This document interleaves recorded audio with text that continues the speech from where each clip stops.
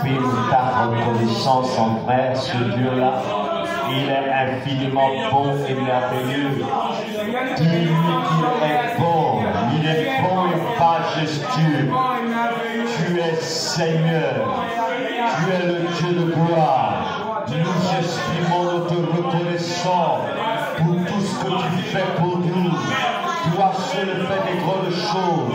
Nous bénissons ton Saint-Nom. Nous élevons ton Saint-Nom. Agneau de Dieu. Dieu bon et majestueux. Dieu grand et redoutable. Dieu miséricordieux. L'homme à la colère riche en bonté. Que ton nom soit jamais sanctifié. Sanctifié. Ton nom est à jamais sanctifié. Alléluia. Sanctifié. Au siècle des siècles. Amen. Soyez salués dans le nom de Jésus-Christ de Nazareth. Amen. Et puisse le Seigneur renouveler vos forces dans la marche quotidienne. Puisse Dieu vous accorder bonne et parfaite santé. Puissiez-vous prospérer et que votre âme prospère. Et que le nom de Jésus soit à jamais loué et célébré dans vos vies. Amen. La personne du salut. Ça va faire plusieurs semaines que nous parlons du salut par la grâce de Dieu, parce que le salut est important. Être sauvé est vraiment important. Et en ce jour, nous allons voir la personne du salut. Qui est la personne qui sauve parfaitement? Qui est la personne qui est capable de sauver ton âme? Qui est la personne capable de t'amener au ciel quand le corps va arrêter de fonctionner? Parce qu'on le veuille ou pas, le corps de l'homme est appelé à s'arrêter de fonctionner. Aussi bien les appareils de la terre s'arrêtent de fonctionner un moment de leur existence, aussi bien un véhicule, malgré sa force, son efficacité, malgré toute l'électronique que l'on peut mettre, malgré tout ce qu'on peut mettre comme efficacité dans ce véhicule, tôt ou tard, ce véhicule est appelé de fonctionner. Et il y a plusieurs choses qui peuvent arrêter le fonctionnement des choses de la terre. Si les choses de la terre arrêtent leur fonctionnement, à plus forte raison, le corps que Dieu a créé à son image, l'homme qu'il a créé à son image, un jour, selon la déclaration de l'Éternel Dieu des armées, quand nous allons dans le livre de Genèse, il est dit que le souffle de l'homme va retourner à son Créateur. Parce que le souffle va s'arrêter un jour. Le souffle de l'homme est limité. La capacité de respirer nous vient miraculeusement de Dieu. C'est Dieu qui donne cette capacité à un être humain de respirer, de prendre de l'oxygène et de vivre.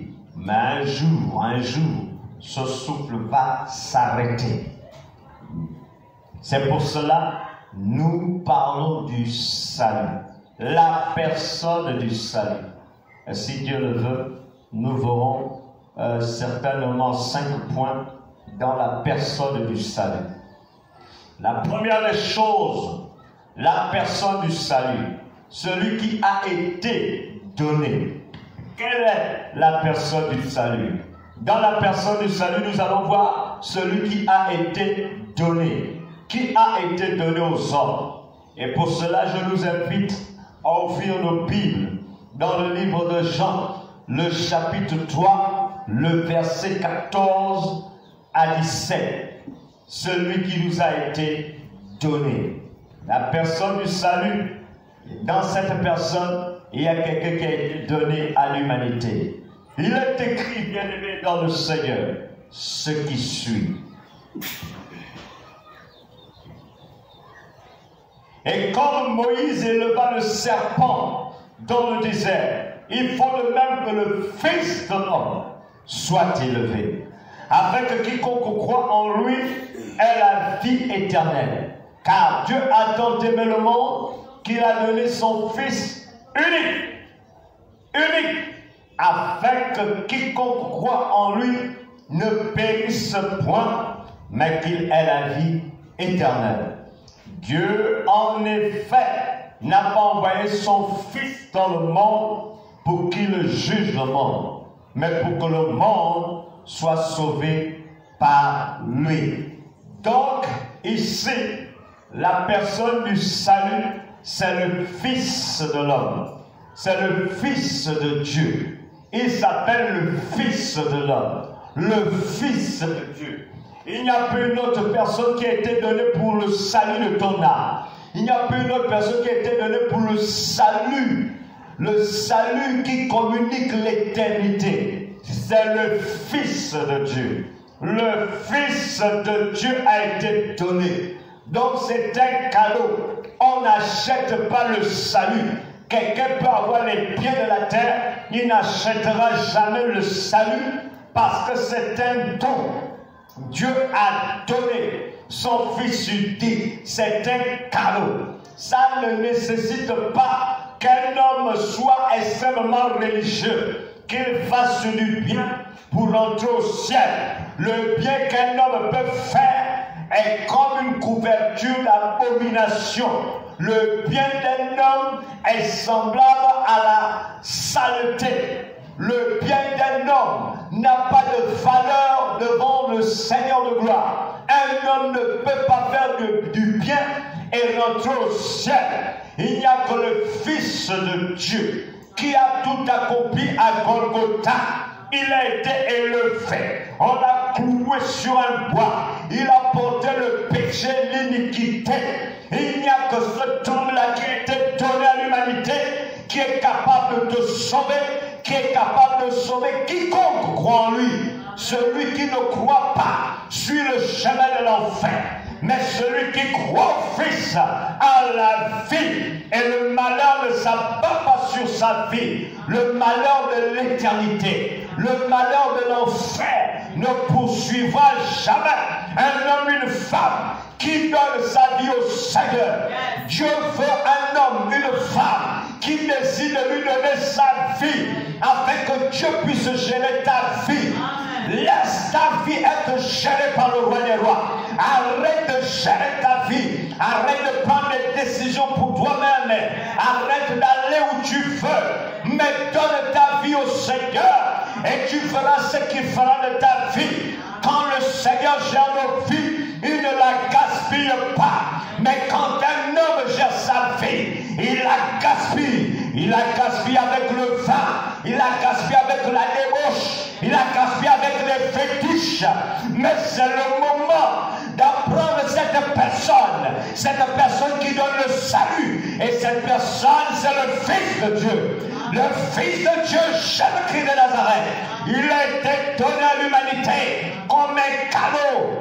Mais un cadeau qui a été blessé à Golgotha, un cadeau qui a été flagellé d'abord, un cadeau qu'on a humilié, qu'on a mis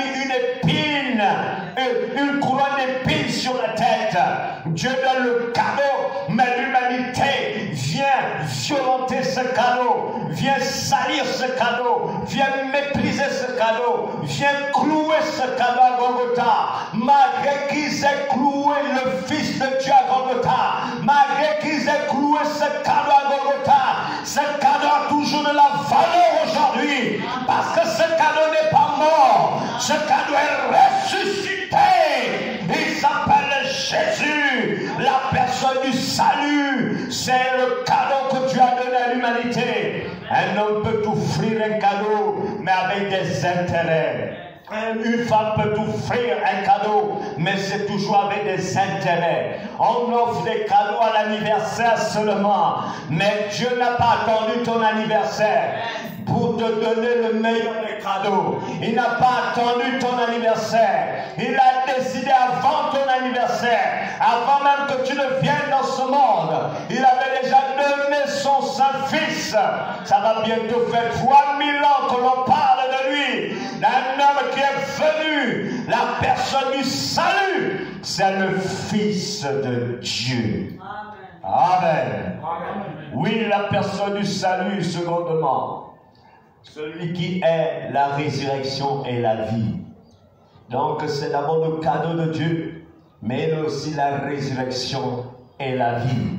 Et pour cela, nous allons toujours être dans le livre de Jean, mais nous allons au chapitre 11, le verset 25.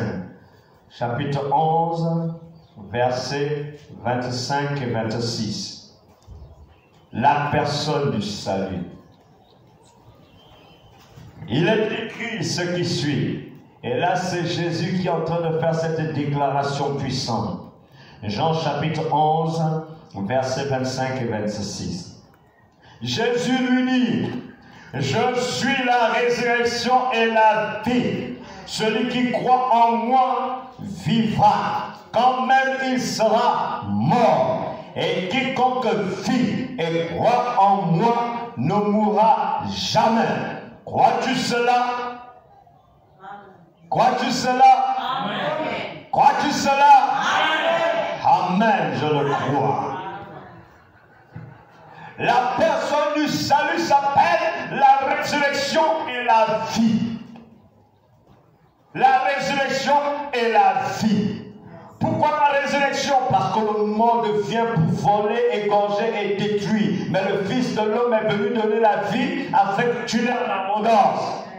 Le monde vient déchirer ta vie, vient détruire ta paix, vient détruire ta joie. Le monde vient tuer ton présent, tuer ton avenir, afin que ton avenir soit raté. Ça, c'est ce que le monde vient faire. Le monde vient détruire tout ce que tu peux mettre en place comme réalisation. Il vient pour détruire, afin qu'il n'y ait pas d'espoir, qu'il n'y ait pas d'espérance, qu'il n'y ait aucun avenir pour toi. Ça, c'est ce que le travail que le monde vient faire. Ça, c'est ce que l'ennemi vient faire. Il vient tout anéantir. Mais il y a une bonne nouvelle. Même si on a dégradé ta vie, même si on a détruit ta vie, même si on a ruiné ta vie, il s'appelle la résurrection. Il est capable de ressusciter ton corps. Il est capable de ressusciter ton âme. Il est capable de ressusciter ton esprit. Il est capable de ressusciter tout ce que le diable a détruit. Dieu est capable de le faire. Le Fils de Dieu est capable de ressusciter. Si on a dit que tu ne vas pas faire quelque chose dans la vie, tu ne réussiras pas. Il y a une bonne nouvelle pour toi ce matin.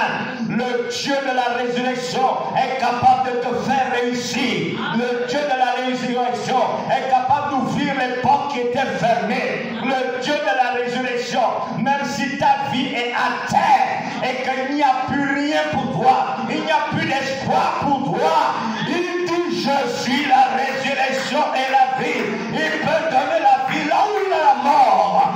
Dieu n'a pas peur de la mort. Dieu n'a pas peur de la destruction. Dieu n'a pas peur des puissants des ténèbres. Mais ce sont les ténèbres qui ont peur de Jésus-Christ de Nazareth. Il est la résurrection. Je ne sais pas ce qui est en train de pourrir dans ta vie, mais tu dois comprendre que Christ est la résurrection. Est-ce que quelqu'un peut se lever et dire, Seigneur, tu es la résurrection de mon corps. Seigneur, tu es la résurrection de mon âme. Seigneur, tu es la résurrection de mon esprit. Amen. Il est la résurrection et la vie. Veuillez vous asseoir. Christ est la résurrection. Il ressuscite tout ce qui est mort. Qu'est-ce qui est mort dans ta vie? Il s'appelle je suis la résurrection. Il ressuscite. Il est capable de ressusciter tes études. Il est capable de ressusciter ton emploi. Il est capable de ressusciter tes projets. Il est la résurrection. Donc je ne prie pas un Dieu qui est capable, mais je prie un Dieu qui est capable. Il est capable de faire ce que je ne peux pas faire. Il est capable de faire là où je suis limité. Lui n'est pas limité. Il est la résurrection. Même si tes parents n'ont plus confiance en toi, Christ est la résurrection. Pas seulement la résurrection, mais également la vie. La vie. Il met la vie là où il y a la mort. Il met la vie là où il y a la sécheresse. Quand la sécheresse est passée et a commencé à faire sécher les choses dans ta vie, et puis rien ne pousse, la joie ne pousse plus, la paix ne pousse plus, le bonheur ne pousse plus, la grâce ne pousse plus, la sainteté ne pousse plus, la vie spirituelle ne pousse plus. Tout ce qui a fait sécher ces choses, on croit qu'ils ont le pouvoir sur ta vie. Mais attention, Dieu n'a pas dit son dernier mot. Il est la vie. Amen. Il donne la vie. Là où il y a la sécheresse, il fait pousser.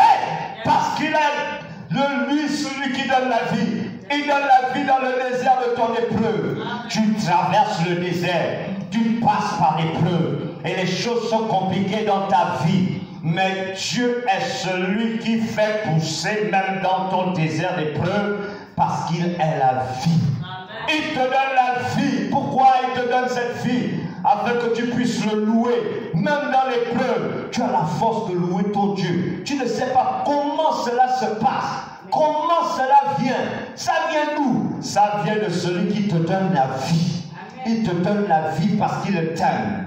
Il est celui qui donne la vie.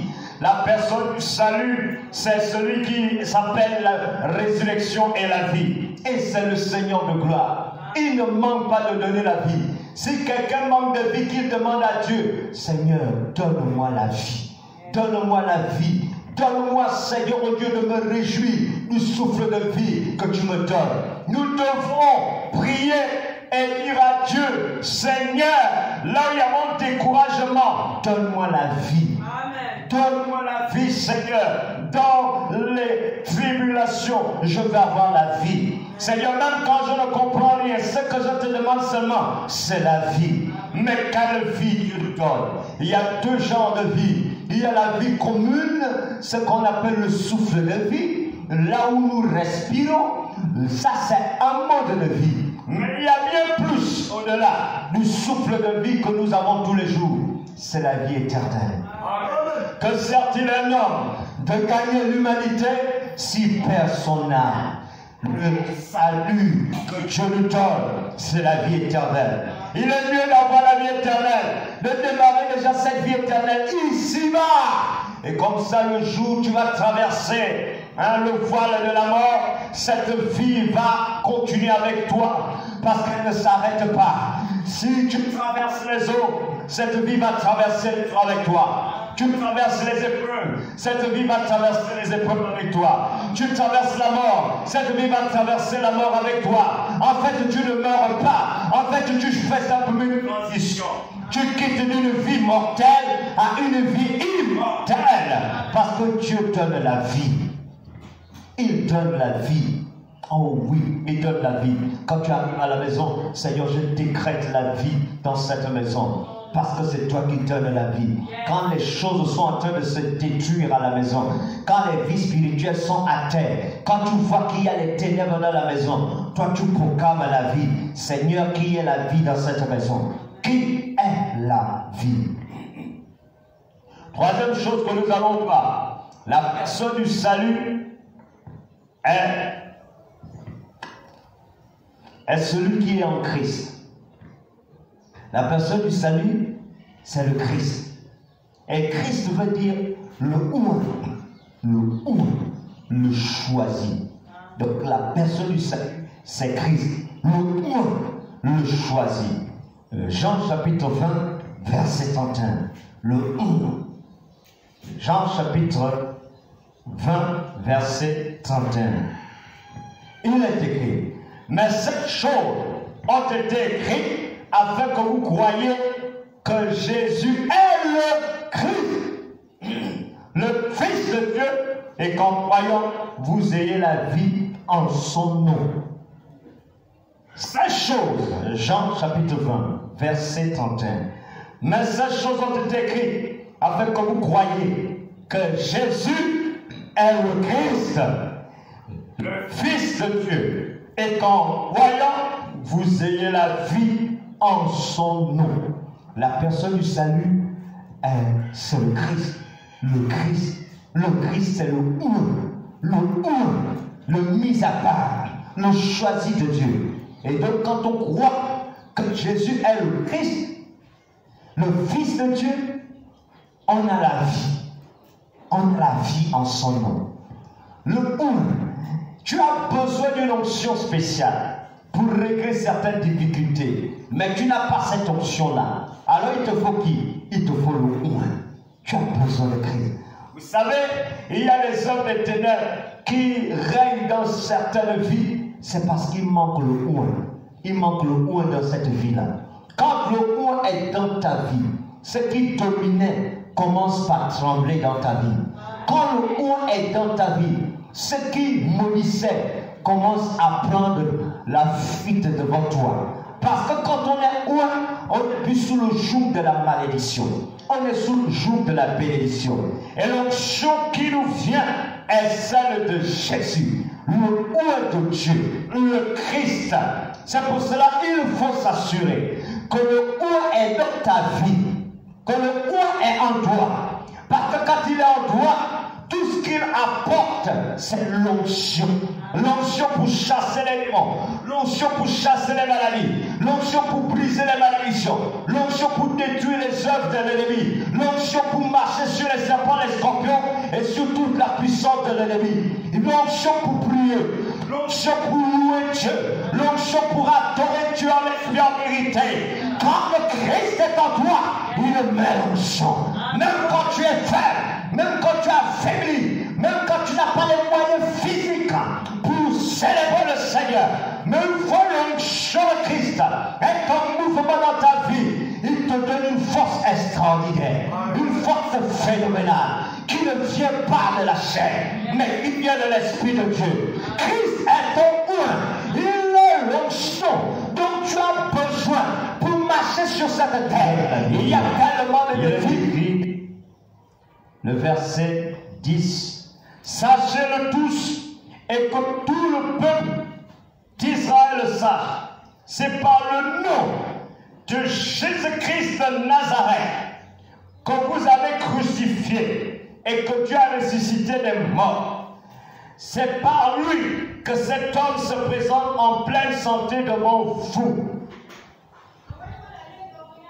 Jésus est la pierre rejetée par vous qui bâtissez et qui est devenue la principale de l'homme.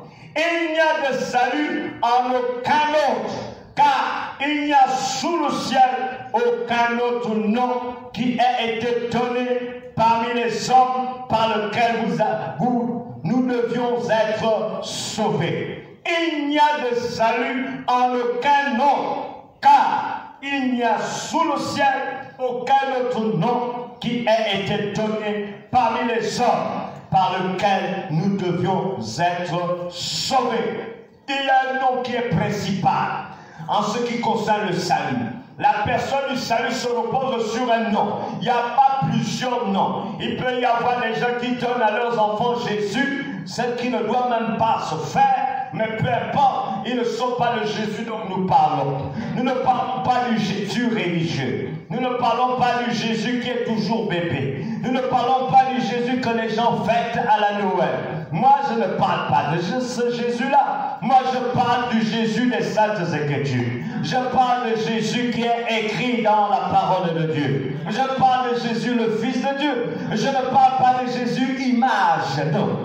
Il y a des images de Jésus à gauche, à droite, qui sont des images d'hommes, qui sont des représentations humaines. Ces Jésus, images ne sont pas Dieu et ne peuvent sauver personne parce que c'est un individu, c'est l'image d'un individu, d'un mortel qui ne peut rien faire. C'est pour cela que je ne pose pas ma foi sur ces choses. Je n'appuie pas ma foi sur ces choses. J'appuie ma foi sur un nom. Un nom. Pas n'importe quel nom. Le nom du Fils de Dieu. Le nom de Jésus-Christ de Nazareth. Je précise de Nazareth. De Nazareth. Je ne parle pas de beaucoup de Jésus. Je parle de Jésus de Nazareth. Le Nazaréen. Le Nazaréen, le Fils de Dieu. Son nom est puissant. puissant, son nom est redoutable, son nom change les vies, son nom guérit les malades, son nom ressuscite, son nom ébranle les forteresses des ténèbres, son nom casse le pouvoir de l'ennemi, son nom brise les malédictions, son nom sauve, son nom libère, son nom arrache de l'enfer pour faire entrer dans l'éternité. Son nom est capable de te garder, son nom est capable de te protéger. Quand tu évoques le nom de Jésus-Christ de Nazareth, le Dieu vivant est vrai, invoque ce nom et tu verras le miracle dans ta vie. Le nom de Jésus chante, le nom de Jésus délivre, son nom m'a sauvé, son nom m'amène au ciel. Quand tu utilises le nom de Jésus, il y a quelque chose qui se passe. Le nom qui fait fléchir tous les genoux. Et je bénis le Seigneur de gloire, parce qu'un jour il reviendra.